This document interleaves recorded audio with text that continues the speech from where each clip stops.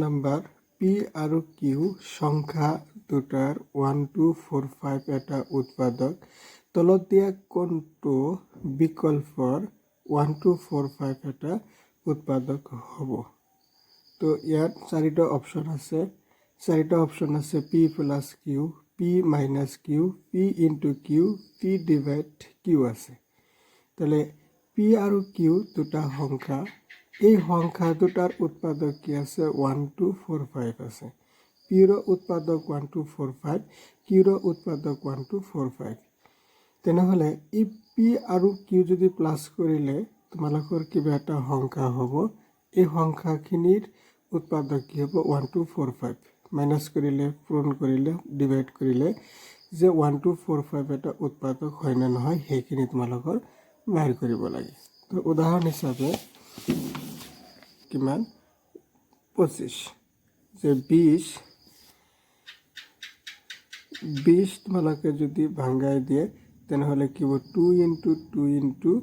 ইয়াত তোমাৰ 5 আহিব আৰু 25ক তোমালোকে যদি ভাঙাই দিয়া হয় যে উৎপাদক কৰিলে 5 into কি আহিব তোমাৰ 5 আহিব তাহলে এই 5 আৰু 5 যে 20ৰ উৎপাদক আৰু কিমান যে 25ৰ তোমাৰ উৎপাদক হয় কি 5 যে 5 যে 20ৰ উৎপাদক হয় 25ৰ উৎপাদক হয় এতিয়া যে এই 20 আৰু 25 এইখিনি প্লাস কৰিলে কিমান আহিব যে 45 আহিব তাহলে 45ৰ উৎপাদক কিমান হয় 5 হয় যে তোমাৰ 5 নং কিমান হয় 45 হয় তাহলে প্লাস কৰিলে তোমালোকৰ সেই উৎপাদকখিনি হয় এতিয়া যে পি প্লাস কিউ যদি কৰা হয় তেনেহলে তোমাৰ যি সংখ্যাখিনি হ'ব 1 2 4 5ৰ উৎপাদক হ'ব যে সংখ্যাখিনি হ'ব হি তোমালোকৰ কি হ'ব 1 2 4 5ৰ উৎপাদক হ'ব এতিয়া মাইনাস যদি তোমালোকে যদি মাইনাস কৰি দিয়ে মাইনাস কৰিলে কি আহিব 25 minus 20 5 আহিব এই 5 খিনি তোমাৰ কি হৈ যাব 5ৰ উৎপাদক হৈ যাব যদি ইনটু কৰি দিয়ে ইনটু কৰিলে কিমান হ'ব 25 into 20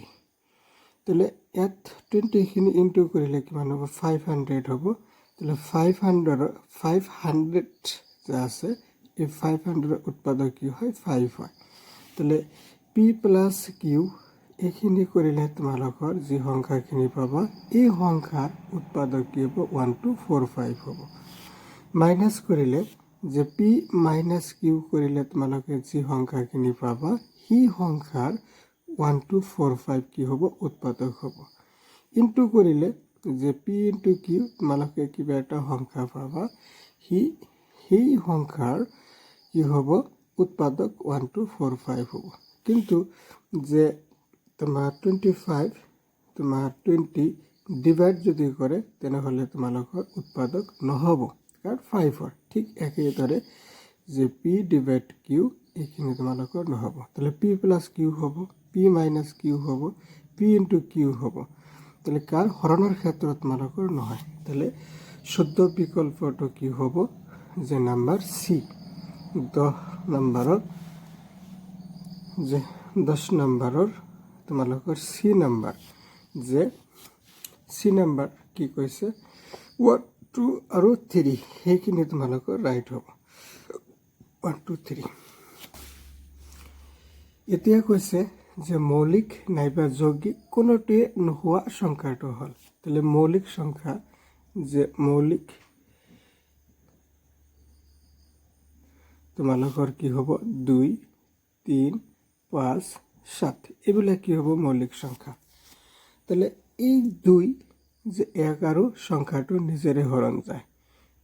3 1 আৰু সংখ্যাটো নিজেৰে হৰণ যায় বা ইয়াৰ উৎপাদক কিমান আছে দুটা তাহলে এগুলা কি হ'ব মৌলিক সংখ্যা আৰু যৌগিক মানে উৎপাদক কি আছে তোমাৰ দুটাতকৈ বেছি আছে যেনেকৈ 4 6 8 এগুলা কি হ'ব তোমাৰ যৌগিক সংখ্যা উৎপাদক কি আছে দুটাতকৈ বেছি 4 6 8 তাহলে কি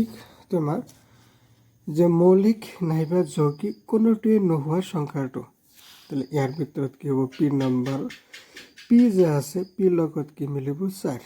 4ৰ কি আছে অপশ্যন 1 আছে 1 সংখ্যাটো কি মৌলিক সংখ্যা নহয় যৌগিক সংখ্যা নহয় তাহলে পিৰ কাৰ লগত মিলিব অপশ্যন 4 মিলিব এতিয়া কৈছে একমাত্ৰ যুগ্ম মৌলিক সংখ্যাটো তাহলে মৌলিক ইয়াত কি আছে 2 আহিব তোমাৰ যুগ্ম সংখ্যা যে যুগ্ম সংখ্যা মানে 2 যিবিলাক ভাগ যায় হৰণ যায় তাহলে 2 4 6 তাহলে 2 খিনি কি কোৱা হয় যুগ্ম কোৱা হয় আৰু 2 খিনি কি কোৱা হয় মৌলিক কোৱা হয় তাহলে একমাত্ৰ যুগ্ম মৌলিক সংখ্যাটো হল 2 অপশ্যন কি হ'ব 3 তাহলে কিউ লগত কি মিলিব 3 নম্বৰ অপশ্যন মিলিব এতিয়া আৰ কিমান কৈছে 12 15 আৰু 21 12 15 21 12 15 21 তাহলে 12 কি করা যায় যে 2 into 2 into 3 2 2 গুণ 4 3 4 গুণ 12 15 3 5 15 21 3 7 21 যে 12 15 21 গসাগু তাহলে এই তিনিটাৰ ভিতৰত যে 12 15 21 ভিতৰত কি মিল আছে 3 তাহলে ইয়াৰ গসাগু কিমান হ'ব গ সা উ তোমাৰ 3 হ'ব তাহলে আৰ লগত কি মিলিব আৰ যা আছে আৰ লগত মিলিব তোমাৰ আৰ লগত মিলিব 2 নম্বৰ এতিয়া এস কি কৈছে এস কৈছে তোমাৰ 2 আৰু 9 লসাগু তাহলে 2 আৰু 9 ইয়াত কোনো বস্তু মিল নাই তাহলে ডাইৰেক্ট পূৰণ কৰিব লাগিব 2 পূৰণ 9 তাহলে 9 2 গুণ 18 তাহলে এসৰ লগত কি মিলিব তোমাৰ 1 নম্বৰ তাহলে অসিলি তাহলে এ অপশন কি কৈছে পি লগত 4 কিউ লগত 3 আর লগত 2 এসৰ লগত 1 তাহলে ইয়াৰ লগত মিলি গৈছে তাহলে 11 নম্বৰৰ অপশন নম্বৰ কি আহিব এ আহিব